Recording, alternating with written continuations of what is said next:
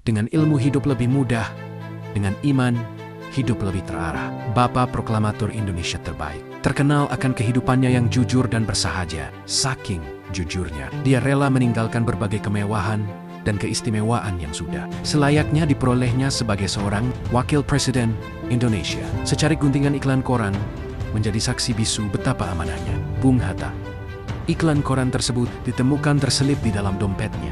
Ditemukan keluarganya setelah Hatta wafat pada ke-1980. Kertas itu memperlihatkan iklan sepatu Bali, merek sandang berbalut kulit mewah asal Swiss. Betapa Bung Hatta mengidamkan memiliki sepatu tersebut sampai-sampai gambarnya tersimpan rapi di dompet. Seperti pria kasmaran yang meletakkan foto kekasih yang dirindukan. Hingga akhir hayatnya, sepatu Bali itu tak terbeli. Padahal sebagai seorang wakil presiden pernah juga menjabat Perdana Menteri, seharusnya mudah saja bagi Hatta membeli sepatu tersebut. Namun, kesederhanaan dan kejujuran menjadi kepribadian yang melekat pada diri Bung Hatta. Hatta menimba ilmu di Nederland Handelschool di Rotterdam pada 1921-1926. Selain dikenal sebagai orang yang taat agama, Hatta juga dicirikan akan kecintaannya yang teramat besar terhadap buku. Kecintaan inilah yang membuat Hatta kaya akan wawasan dan menyumbangkan pengetahuannya untuk membangun negeri ini.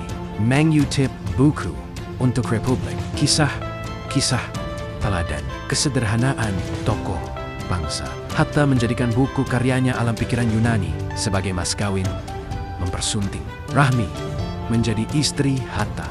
Rahmi paham betul tabiat suaminya. Rahmi bahkan mengatakan bahwa dia adalah istri kecil Hatta.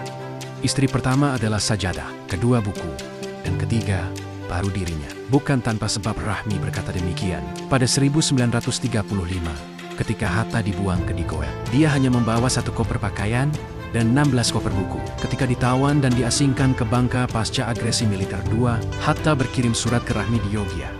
Namun yang ditanyakan bukan keluarganya, melainkan apakah buku-bukunya telah dirawat dengan baik. Bagi Hatta, kehidupan pribadi dan pekerjaannya mesti dipisahkan, termasuk dalam hal fasilitas yang diberikan negara untuknya. Ia pernah memarahi sekretarisnya, Aiwang Sawijaya, karena menggunakan 3 lembar kertas sekretariat negara untuk membuat surat kantor Wapret. 5 SY dengan pepatah Jerman yang dipegang teguh oleh Hatta, Der Mensch ist War es ist.